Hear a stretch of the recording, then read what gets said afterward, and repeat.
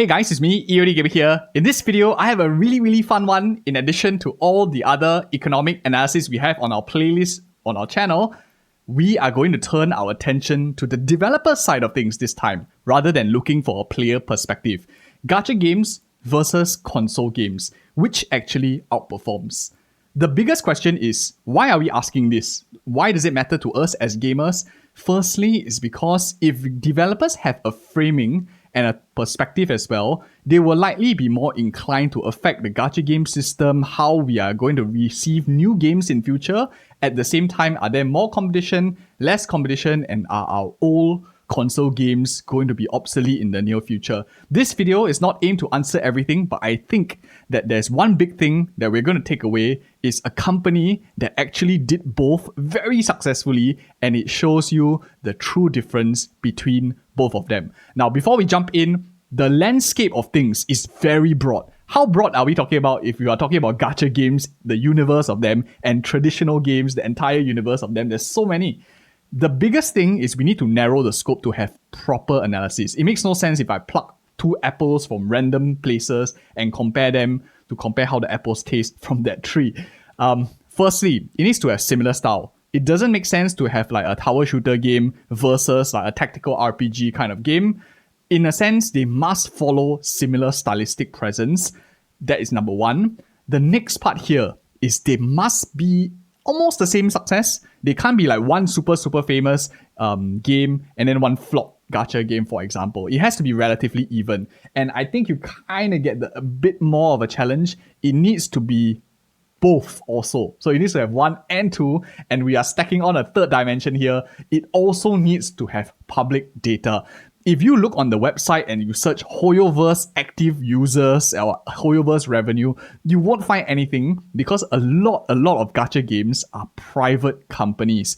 A lot of the indie developers too, for that matter, a lot of them tend to be a bit more closed, private, which means they don't have obligations to release official revenue data to the public.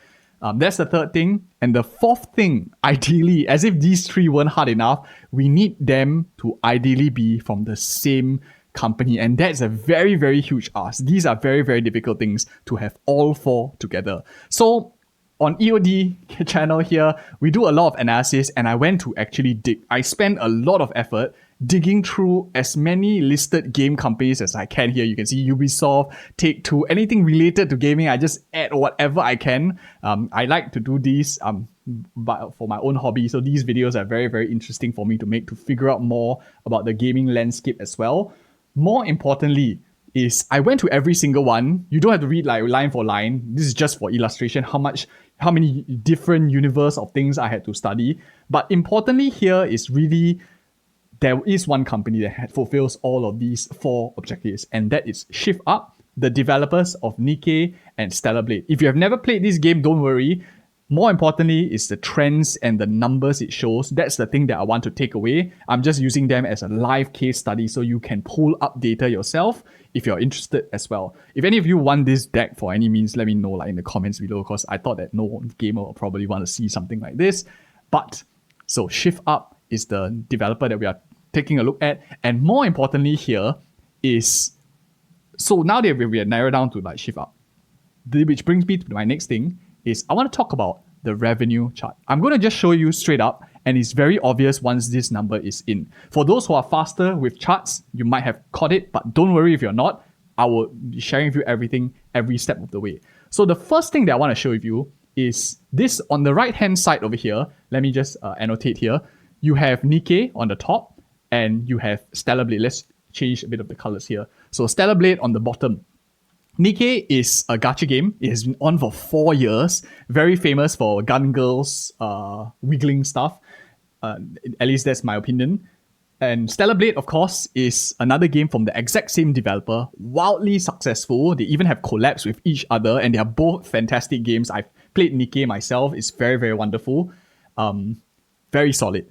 The difference in revenue is so stark, and you can see it quite clearly. This is, of course, approximately around 2 years trend line, and the graph for a console game, most console games go through like that. They start off very high, because they launch on a console, and then they have maybe spikes here and there again when they have they launch on like PC, they go to Steam, or they release on some new console that otherwise they weren't open for, then you see a huge spike. Nikke, on the other hand, is at this point, it's already probably like 2 years old, first quarter 2024. It was like released around the same era as maybe a little bit through Genshin Impact, Zenless Zone Zero-ish kind of era. So it's very close to each other in that kind of landscape. For those of you who never heard of this game or played it before, just to set a bit of context. And after the spike of console games, you notice that it goes through a decline. Most gacha games go through such declines as well, but this is very, very common for console games. In fact, this is the norm for console games because you sell the game up front, so most of the money is captured, and later on, people slowly discover Steam store rates it overwhelmingly positive, very positive, and blah, blah, blah. People start buying over time, but generally, the launch is where it's like most peak. For gacha games, the revenue model is very different. You pay $0 upfront as a player, and you top up. If you're a pay-to-win player, you top up for characters and however it is over time. This model has been very, very consistent for companies over a long period of time. 2 years in, across 2 years of every single quarter, so there's not even that much volatility within every 3 months. It's crazy.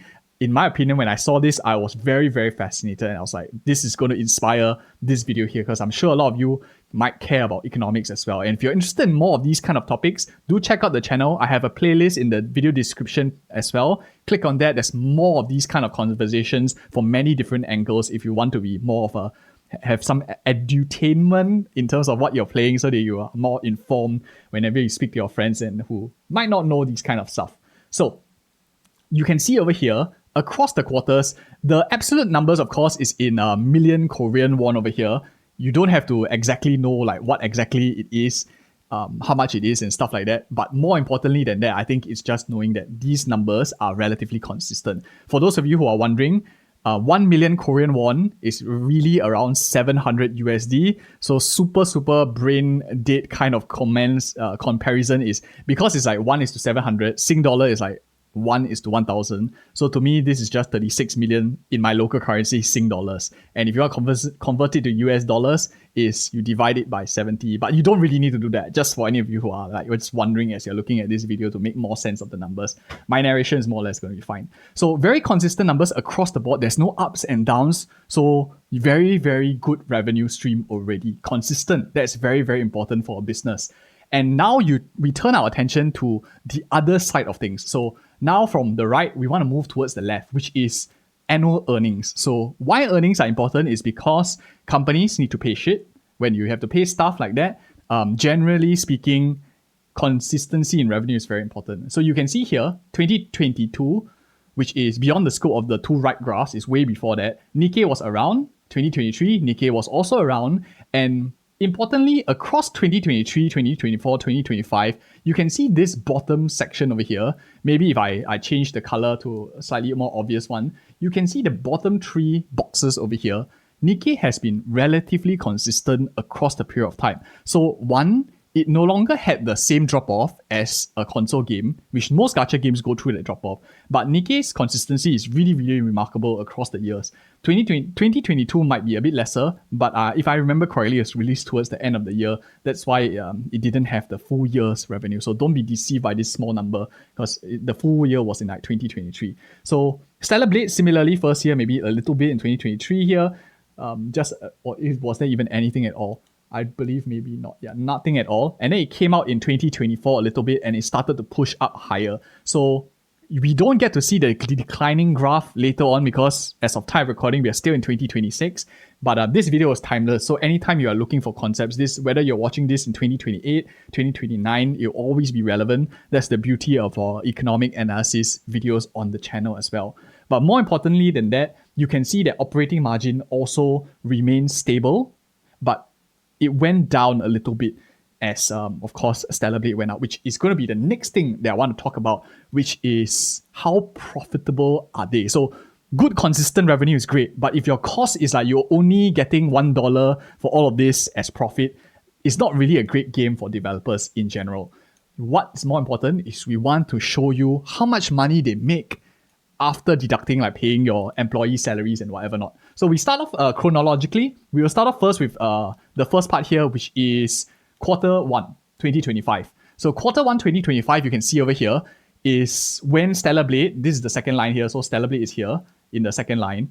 It didn't come about in the first quarter and started to happen a little bit in the second quarter. Of course, it didn't go full release as well, the big spike, but it shows you a little bit of early signs of the trend. So this quarter, and then it drops a little bit, and then it started to tank down very quickly, especially in the fourth quarter after the first data point was received. Whereas throughout the period of time, Nikkei has been relatively consistent. Let me just change the color a little bit. Relatively consistent across. January Q1 it drops is a bit of a cycle kind of thing for this company, what I've noticed. And just ignore this whole bottom part. Don't care about this bottom part at all. The important thing is operating profit margin. What this means is how much money are they clipping, how much profit are they clipping after accounting for like paying off related expenses. For those of you who are wondering in this company specific, just a bit of contextual knowledge for any of you who are super enthusiastic about it, is non-operating profits tend to be financial gains, maybe hedging from FX, which is why we don't care about that because it doesn't tell us the success of the games. At the same time, looking too much at this number, you cannot extrapolate it to other gacha games. So just giving you that up front, you can't say every gacha game makes 70%. It's not true because this revenue is dirty. What do I mean by that is Tencent distributes the game for them under Level Infinite. Tencent is also like a shareholder in Nikkei for those of you who are wondering. And they pass them back royalties. So these royalties already minus off marketing, distribution, and whatever not. Maybe not too much marketing, but more distribution, hosting perhaps. And this is like already minusing those deductions. So this full number here is not comparable to others of the industry because it doesn't reflect the full cost. But more importantly, for this video specifically and this company specifically, the trend of this number gives us very good insight. That's why we are still using it. So one, notice that it remains 70% started off with, consistent 70%, 60%, a little bit here, going slightly increasing in terms of, or decreasing in operating margin. And then it went to like 70% again. So quite consistent, 70-ish percentages, but then it changes. So the first gap here, relatively consistent. And now let's open the second part over here, which is now we're talking about 2026. So as of time of recording, this is more relevant, more up to date. And you can notice here, Stellar Blade had a massive spike released on new platforms, huge spike. And then the decay that we saw in the first chart over here dropped to 27, then 17 and 12 billion won and 8 currently, like second quarter, the most latest filing as well. So massive decline, and the operating margin shows exactly the impact of this decline. So it started off with 60%, what we were familiar the year ago, and remind you, Nikkei was consistent throughout this period of time. So the only change was operating expense. Sometimes it's higher, sometimes you hire more employees for development, and Stellar Blade's income. So over here, operating margin went down because of a decrease in your operating expense, but then you notice it starts to decline sharply. When Stellar Blade started to drop, they make less money on the dollar. It's like, I mean, it's still a lot of money that they're making, but they are making a lot less. It drops very sharply. So 7% down. Previously, it was like in the 60 to 70 range. Then it showed 50. Then it showed 40. And this drop actually shows when Nikkei drops 43 to 32, it's felt very sharply in operating margin, which means this whole company is like kind of held up with Nikkei's money as well. So it's very solid for a lot of how this company wants to do things, which will affect how we think about the gaming industry in general. In a little bit, I'll cover that. But then we come here when it rebounded up, because 2Q, they tend to do a little bit better. The operating margin very sharply recovered. What this means, of course, is if you are a developer, you are planning your expenses, you will naturally incline a little bit more to more favored predictive cash flows rather than titles, which are more similar to maybe a one-hit wonder kind of thing. You sell, it might do well, it might not do well. So a lot of risk is loaded onto the company. But Nikkei is providing a lot of cash flow. And recently, I think on the website, they even said that they are going into like other gacha games. They're expanding. So this margin here, the 50%, might actually because it's funding other games and they hire employees to prepare developing future projects. They have a couple of future projects already from what I was looking on their site. But in general, then it comes the question, right? When we actually look at this question, which actually outperforms for developers, I think it's two things. One, of course, you have the gacha games, and the other is you have the consoles. Gacha games make more money. They are much better.